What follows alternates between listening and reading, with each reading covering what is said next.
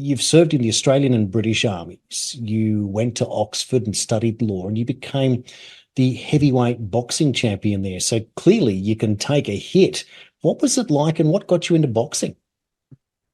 It's a funny story, and there's a famous name actually. I was playing rugby at Sydney University, and my captain was a guy. He was a bit older than me, and he'd just come back from Oxford, and he's a guy your listeners will recognize, a guy called Tony Abbott, who was a pretty hard man back in the day.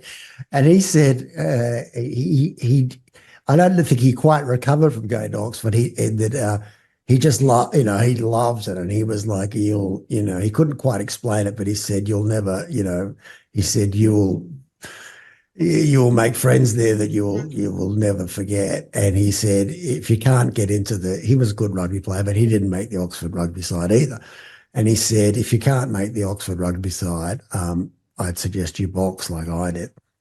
And I went along to the first training, and I didn't get in the Oxford rugby side either. And I met this guy called Percy Lewis, who was a Trinidadian who'd come across after the Second World War with no money in his pocket, became a professional boxer, and then became a bookmaker. But as I say in the book, he's one of those larger than life characters. The thing he will really be remembered for has been the Oxford boxing coach for about 30 years, because so many people were just inspired by him. He was this quietly spoken Trinidadian who never shouted, but no one wanted to let him down, and the reunions were always raucous affairs and funny, because people had funny stories. He used to have this old tape player where he'd play these tapes, and one of the tapes, as we did in those days, they had a break in it.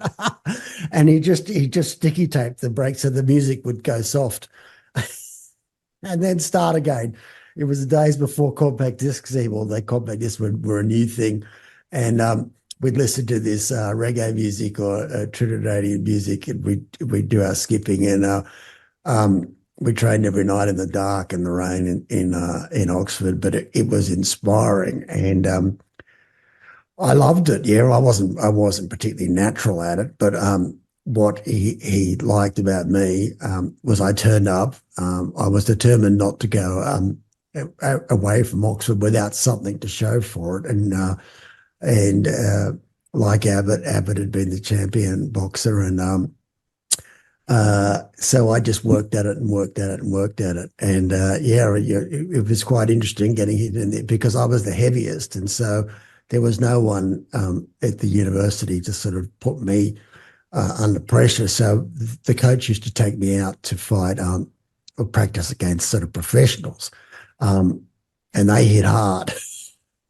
Yes. I remember once I'm standing in the ring, and then it was like I'd never experienced before. It was like the light switch in your head got turned out, and I didn't actually fall over, but I was standing in the middle of the ring, and everything was black. And for a few seconds, it was like rebooting a computer, and then it started my eyes started to open again, and like a cartoon with the the stars going around your head. But it was exhilarating to do something which was genuinely hard. No one could really help you. The thing about boxing is when you're in the ring, it's the loneliest sport, and even your captain, your coach, even nobody, your mother, your best friend, nobody can. Once that bell goes, there isn't anybody that can help you but yourself. And at least half the audience want to see you fall on the face off.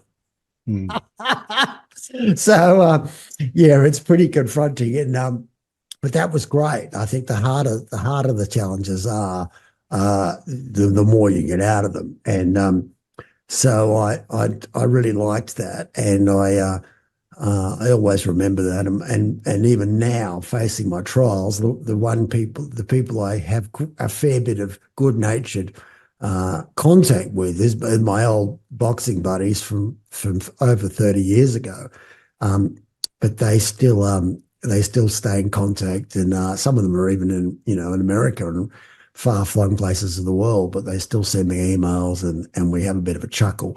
That shows you the sort of camaraderie that you build up.